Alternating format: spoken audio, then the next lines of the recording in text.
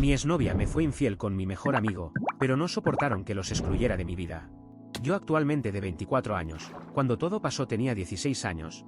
Tenía una relación de amistad muy estrecha con dos amigos que también eran vecinos míos, que actualmente deberían tener 25 ella y 24 él.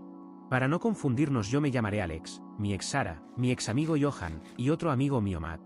Cuando era un niño tenía una vecina llamada Sara, con la que en ocasiones jugaba afuera del edificio de donde vivíamos. Ella era un año mayor que yo, pero aún así nos llevábamos muy bien. Punto a destacar es que nunca me sentí atraído a ella hasta mucho después. Y después se unió de vez en cuando otro niño llamado Johan, no me atrevería a decir que éramos amigos. Pero nos llevábamos bien, íbamos a la misma escuela, pero éramos de distintos salones. Cuando terminamos el kinder nos dejamos de juntar tanto porque yo fui a otra primaria. Pero siempre éramos amigables entre nosotros. Cuando cumplí 10 años me volví muy amigo de Johan y Matt, que estuvo en el mismo salón que yo cuando estábamos en el kinder, pero fue también a otra escuela. No me veía con Sara muy a menudo, pero siempre que íbamos a la escuela ella siempre se acercaba mucho a mí. Y siempre buscaba la forma de sentarse siempre a mi lado cuando íbamos de camino a la escuela. Viajábamos en autobús. Yo nunca noté nada porque soy lento en lo que respecta a relaciones. Cuando estuve por el cuarto o quinto grado, Sara, yo y Johan nos acercamos más. Pero por esa época empecé la catequesis para hacer la primera comunión, y ellos fueron conmigo al mismo tiempo. Pero allí también estuvieron otros amigos míos de primaria. En especial una chica que llamaré Ana, que estudiaba conmigo y con la cual yo era muy cercano. Podría considerarla mi mejor amiga mujer. Ella estaba junto a su primo, y ahora pasábamos más tiempo juntos, cosa que creo no le gustó mucho a Sara, que siempre encontraba una excusa medianamente creíble para que estuviéramos juntos. Yo no sospeché nada en ese momento, sí, lo sé, soy lento, no me lo digan. Lo único que sabía es que ahora tenía un grupo más grande de amigos. Pero ahora que veo para atrás eran señales muy obvias. Como el hecho que ella parecía molestarse cuando yo y Ana estábamos cerca, y que se ponía muy cariñosa conmigo cuando estábamos juntos. Cuando hice la primera comunión y terminé la primaria, no volví a ver a Ana tan seguido porque yo estaba en otra institución. Ya empezando el bachillerato me volví aún más cercano a Sara, Johan y Matt, aunque estuvieran en otra escuela. Nos juntábamos siempre que podíamos como en la mañana, ya que éramos del turno de la tarde. Cuando pasé del primero y segundo año, noté cambios en Sara, ya que se había vuelto aún más cariñosa conmigo. Y que Johan y Matt siempre buscaban algo en cualquier momento para dejarnos a solas, cuando un día ya por diciembre, posiblemente harta que yo no entendiera las señales, ella se me declaró, dándome mi primer beso. Aunque no lo crean, yo no me lo esperaba, recuerden, soy lento para esas cosas. Y decidí corresponder sus sentimientos con 3 condiciones. Primero, que no se lo dijéramos a nadie más, hasta que estemos convencidos de que esto es lo que queríamos en verdad. Segundo, que no tendríamos relaciones sexuales hasta cumplir 18 años o más. Tercero, que si tuviéramos sexo siempre con condón hasta que quisiéramos tener hijos. Si no se cumplían estas reglas podíamos seguir siendo amigos y cada quien por su lado. Pero increíblemente ella se mostró comprensiva y aceptó de inmediato. A finales de ese año descubrí que fueron sus padres que le dijeron que se me declarara, cosa que me tomó por sorpresa. Recibí las felicitaciones de Johan y Matt, y ambos nos desearon suerte en nuestra relación. Pero desde aquí hubo problemas externos que realmente me molestaban. Sus padres eran esos típicos religiosos que creen que ellos están en lo correcto, y que se la pasaban pregonando la palabra de Dios. Ya verán por qué esto me molestó. Los padres de mi ex eran gente reconocida en la comunidad donde yo antes vivía, y también en la iglesia donde hice la primera comunión. También eran líderes del complejo de apartamentos. Nunca me llevé con ninguno de los dos porque la madre era una víbora lengua larga, y el padre era un imbécil que se la daba de correctito con todos. En más de una ocasión me pregunté cómo Sara era capaz de aguantarlos sin enloquecer. Para ese momento me inscribí de forma gratuita en un gimnasio de un conocido mío, para aprender defensa personal y boxeo, que me ayudó muchísimo. También me interesé más en el arte, así que estuve algo ocupado en ese tiempo aparte de los deberes. Un día mi ex suegro me dijo algo que me sacó de quicio e hizo que me fuera a los golpes con él. Aunque era algo más alto que yo, en ese momento era una mierda peleando, pero sí me logró dar buenos golpes. Después de eso decidimos solamente ser cordial entre nosotros, incluyendo mi ex suegra. Al mismo tiempo empecé el tercer año y todo fue excelente en ese año con nuestra relación. Hasta finales de ese año, donde ya no nos comunicábamos tanto como antes. Teníamos la costumbre de mandarnos mensajes cuando estábamos en clase, y también se unía en ocasiones Johan, pero bueno, todos estábamos ocupados en ese momento. Pero al año siguiente, Matt me dijo que había visto a Sara y Johan actuar raro, y me preguntó qué pasaba. Yo no lo dije en ese momento, pero ya había notado algo. Tengo que decir que para ese momento, tanto Johan como yo éramos idénticos físicamente, tanto que incluso Sara y Matt bromeaban diciendo que éramos gemelos. Pero había 3 grandes diferencias. Una, que yo sufro de labio leporino y Johan no. 2, yo tengo ojos oscuros, y Johan los tiene más claros. 3, yo tuve problemas dentales por dientes múltiples o muelas y colmillos parásitos, o sea, me salieron dientes de más que me provocó muchos problemas del habla hasta hoy en día. Más específicamente con la letra R. Pasando al momento clave, un día cuando acababa de terminar un trabajo para el día siguiente, Matt me llamó y me dijo que tenía algo importante que decirme, y que estaba yendo en dirección donde vivía. Ninguno de ellos sabía dónde vivía exactamente, solo dónde me encontraba. Fui a encontrarme con él, y antes de cualquier cosa me dijo si yo sabía dónde se encontraban Sara y Johan. Yo le dije bromeando que seguro se encontraban en sus casas. Pero él me dio su celular con una foto de ambos yendo juntos a lo que parecía una discoteca o algo así. En primer lugar, a Sara nunca le habían gustado las fiestas ni mucho menos discotecas. Porque ella era supuestamente muy única e inocente. Me extrañó, pero no pensé nada malo, porque si yo fuera invitado a una fiesta, aunque a mí tampoco me fascinan, iría al menos como agradecimiento. Pero después Matt me mostró que él también entró porque le extrañó, y decidió ver si yo me encontraba allí. Infiltrándose junto a otros invitados, vio que ambos se iban a otro lugar y decidió grabarlos. Y los vio entrando a un baño donde ella le bajó los pantalones a Johan, agarrando un condón y poniéndoselo con una parte de su cuerpo. En ese momento se termina el vídeo. Él me dice que apenas vio eso vino a preguntarme si sabía de esto, ya que bueno no era su relación ni tenía nada que ver con él, pero que no podía soportar la idea de ver a alguien cercano a él sea traicionado. Y me dice que mi expresión se lo dijo todo. Yo estaba en shock, le agradecí y le pagué el pasaje de vuelta. Volví a mi casa, el shock me abandonó y solo empecé a sentir ira, casi destruyó todo mi cuarto, pero decidí llamar a Sara. Cuando ella contestó estaba casi como jadeando o algo así. No sé si acababan de tener relaciones o porque estaba corriendo. Le pregunté si Johan estaba con ella y me dijo que sí, y me preguntó si podríamos reunirnos juntos como antes, para celebrar que habían pasado una prueba muy difícil de matemáticas. Yo simplemente le dije que dejara de mentir, que ya sabía lo de ambos, y que a partir de ese mismo momento terminamos, que no quería verlos a ninguno de los dos y que los borraba de mi vida. Y antes de que pudiera decir algo corté la llamada y bloqueé sus números. También borré las fotos que teníamos en grupo. Y por si acaso borré mi página de Facebook, de todas formas no la usaba mucho aparte de subir mis dibujos. Al día siguiente ella no paró de llamarme de otro número, creo que el de sus padres. En un inicio iba a ignorarlos, pero después recordé su puesto en el complejo, y en la iglesia. También que varios familiares míos vivían allí, en especial mis primos que no hacía tantos años que se encontraban viviendo allí, unos tíos míos y mi abuela. Y no quería que ellos hicieran algo para molestarlos. No creo que llegaran tan bajo, pero con este tipo de personas nunca se sabe. Decidí entonces reunirme con ellos para que me dejaran en paz y recordé a Matt. Él me podría ayudar con lo del vídeo, lo llamé y estuvo de acuerdo a acompañarme. No haré esto tan largo, fue lo típico de no es lo que parece, no somos nosotros. Sí, yo soy el rey de los mares. Lo único que no hicieron fue echarme la culpa a mí o a Matt. Creo que era más por el miedo que Matt difundiera el vídeo en la comunidad, pero sus padres sí me culparon, diciéndome que es mi culpa por negarle el sexo, que ella estaba siendo oprimida por mí, que Johan solo la ayudaba a experimentar. Tengan por seguro que si yo hubiese engañado me crucifican. Al final llegamos a un acuerdo que nosotros no diríamos ni mostraríamos nada, siempre y cuando me dejaran en paz a mí y a Matt. A regañadientes aceptaron y frente a ellos borramos las fotos y el vídeo, e hicimos como si nada hubiera pasado. Pero en realidad por si las dudas, Matt guardó copias en su computadora. Le agradecí a Matt y nos despedimos, por suerte no me volví a topar con ellos y todo siguió normal.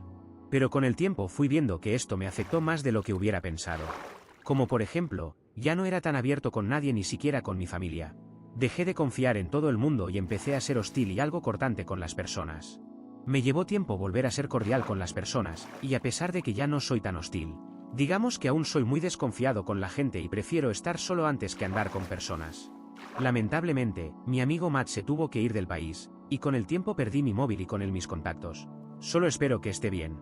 Mi desconfianza en la gente me ha hecho olvidar la idea de tener pareja, e incluso me ha llevado a odiar la idea de formar una familia, cosa que yo antes anhelaba.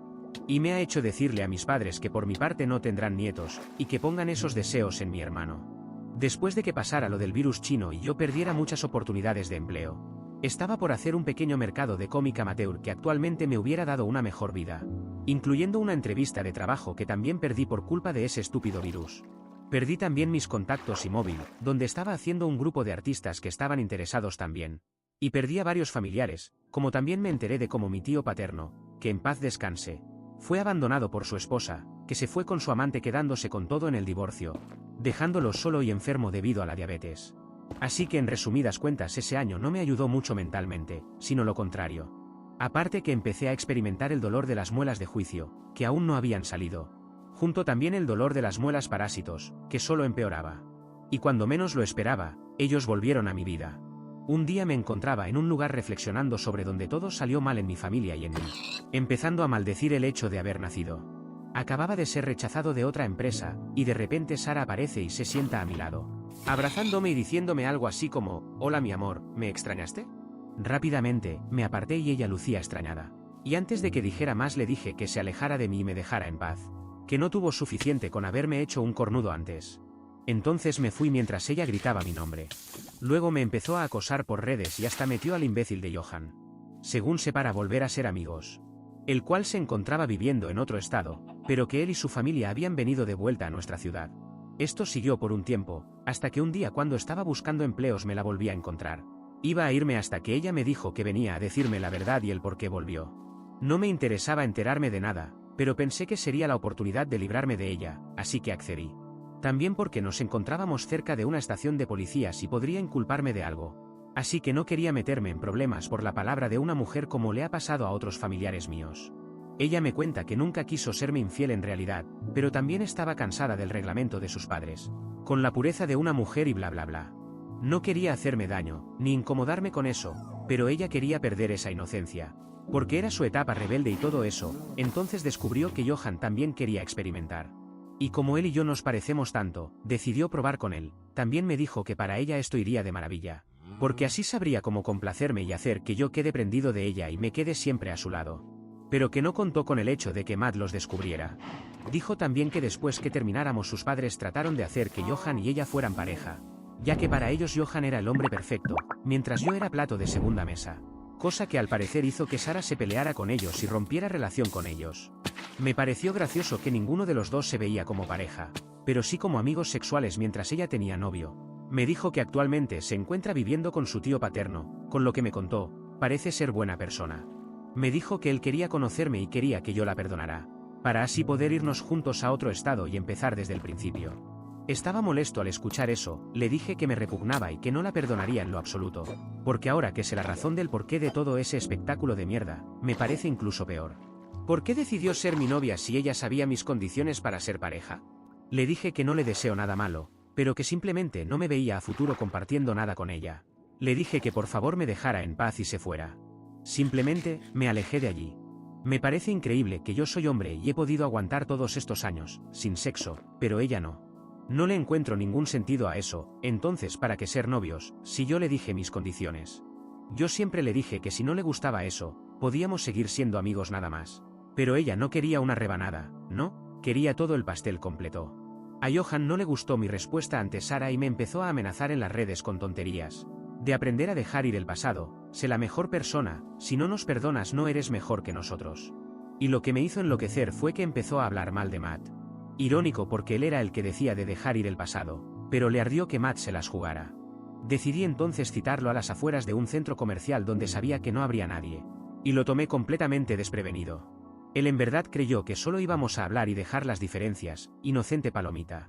Y bueno, le di unos cuantos consejos, ya que a pesar de que ya no existe el gimnasio donde asistía, no significa que haya dejado de entrenar, mientras que él, digamos, que ha perdido forma. Después de eso él no me volvió a contactar, pero más que seguro que se lo contó a Sara, ya que antes de que se fuera me rogó una última vez que por favor fuera con ella, que me dejaría hacerle lo que quiera y que podría hacérselo sin condón. Simplemente, le dije que fuera al manicomio y que cuide de su tío y la bloqueé. Sé que ya no está en el país, pero no sé dónde se encuentra, y Johan se fue también al estado donde estaba antes. Y sé que no están juntos. En parte me alegra porque esos dos no pegan ni con pega loca. Esa es mi historia, no es una historia de superación ni de autodescubrimiento. Simplemente es la historia de gente que salió mal de un lado y el otro. Lo único que tengo que decir es que me hubiese gustado haber tenido el apoyo de Matt y mi otra amiga en este momento. Porque bueno, soy de Venezuela y tal vez algunos ya saben lo que está ocurriendo en estos momentos. Deséenme suerte, o que no muera antes de ver caer el régimen. Saludos y suerte a todos. Historia 2. Mi papá biológico nos abandonó a mi mamá y a mí, pero 15 años después regresa y se lleva una gran sorpresa en su casa. Contexto, mi mamá era amiga de mi papá desde que mi mamá tenía 12 años y mi papá tenía 16 años. Se conocieron por medio de las redes sociales. Mi mamá nació y creció en Mallorca, España y se mudó a los 19 años a Andorra, un microestado de España, donde conoció a mi papá biológico en persona, ya que mi padre biológico a los 22 años se mudó a Andorra desde Ecuador.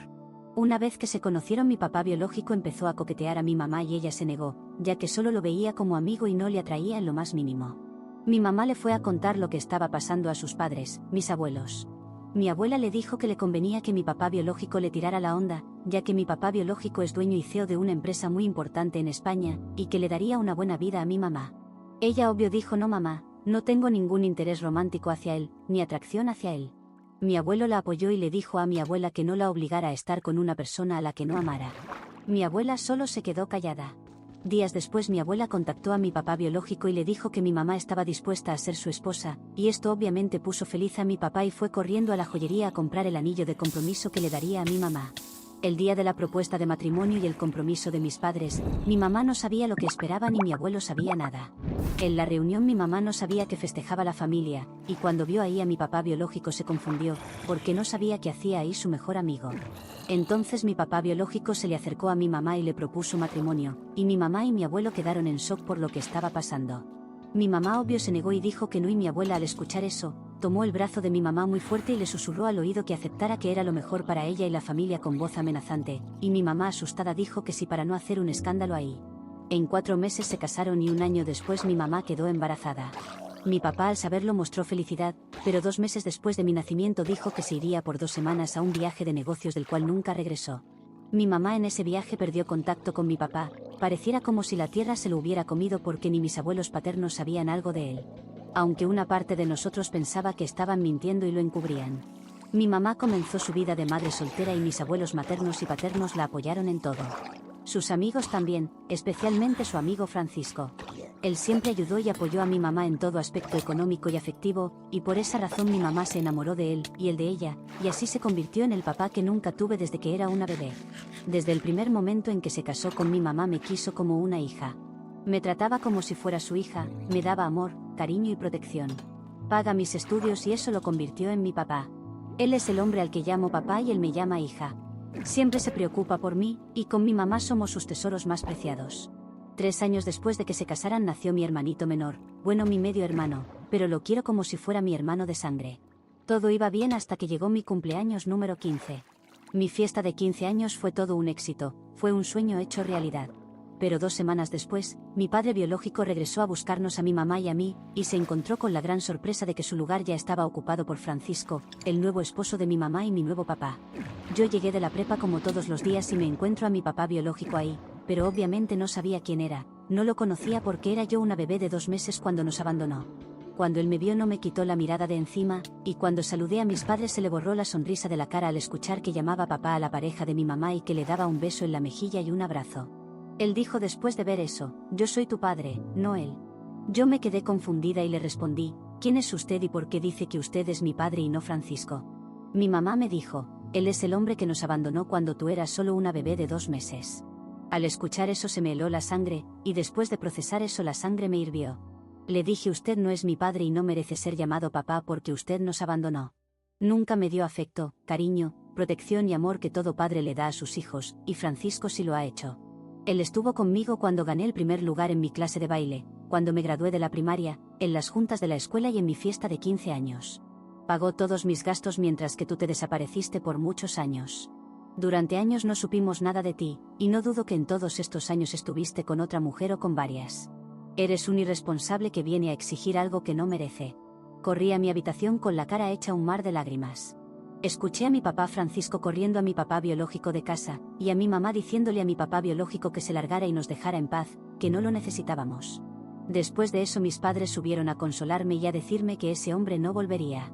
Mis abuelos se enteraron de lo ocurrido y mi abuela le dijo a mi mamá que por qué le hacía eso a su esposo y padre de su hija, y mi madre le dijo: él no es el padre de mi hija ni mi esposo, y que el padre de mi hija es Francisco, el hombre más maravilloso del mundo.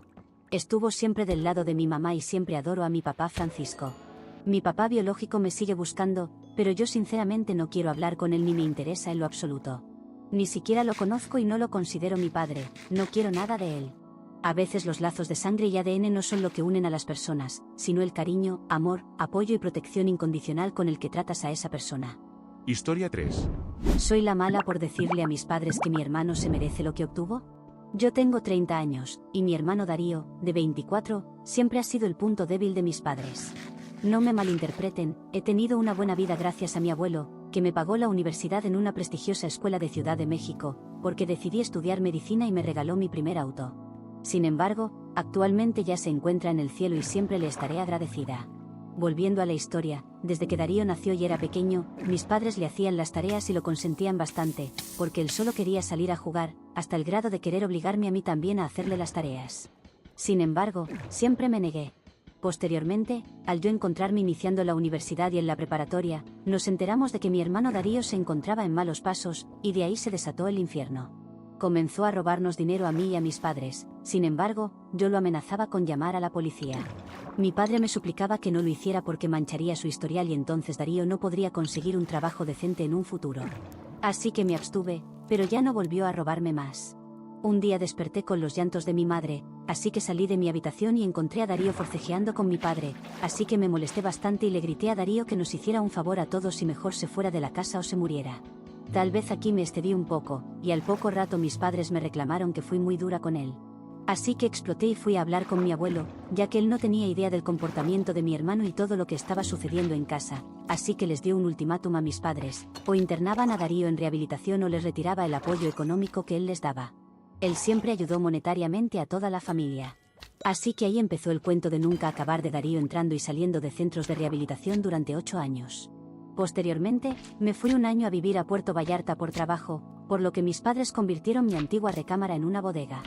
Durante este transcurso de tiempo mi abuelo falleció por complicaciones de salud, fue un golpe duro para todos y siempre le estaré muy agradecida.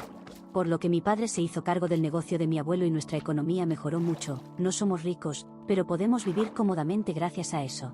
Al cumplir el año viviendo en Vallarta quise volver a casa, para seguir trabajando en medicina estética y entrar a estudiar la maestría, que fue cuando comenzó mi verdadero calvario.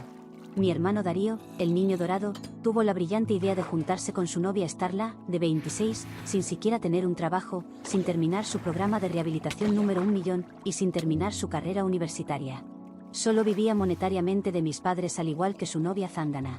Y a mí me relegaron en mi antigua recámara que actualmente era una bodega, mientras que a ellos les dieron un departamento entero para vivir cómodamente. Al confrontar a mis padres solo me ponían la excusa de que le vendrá bien a mi hermano vivir con una pareja y tener responsabilidades, y que gracias a eso ya no volvería a los vicios. Sin embargo, a los 4 meses mi hermano recae y causa un accidente automovilístico, gracias a Dios solo hubo heridos, no de gravedad, y mis padres lo tuvieron que internar en una clínica de rehabilitación nuevamente, pero ahora durante más de un año porque fue la condición que les impuso el juez para no ingresarlo a la cárcel. Además de que mi padre tuvo que pagar los daños materiales a terceros y las consultas médicas de los afectados. Ahora la rueda de la fortuna se encuentra a mi favor, ya que Darío perdió a su novia Starla, o más bien dicho, a la zángana, que ya se juntó con alguien más, su auto por obvias razones, pérdida total, el departamento y todos sus privilegios, sigue internado. El departamento me lo quedé yo, puse mi consultorio y vivo con mi pareja actual que me ayuda con los gastos del hogar, y también es médico. Tenemos la manera de comprobar que nos hacemos cargo de los servicios, en caso de que llegue a intentar quedarse con él nuevamente cuando salga. El otro día les hice el comentario a mis padres sobre que la vida es una rueda de la fortuna, y ahora mi hermano y yo tenemos lo que merecemos. Sin embargo, no se lo tomaron muy bien y me dijeron que el pobre de mi hermano está sufriendo, y que la adicción es una enfermedad de por vida, y que incluso yo en un futuro tendré que apoyarlo cuando ellos ya no estén. Así que, ¿soy yo la mala por ese comentario?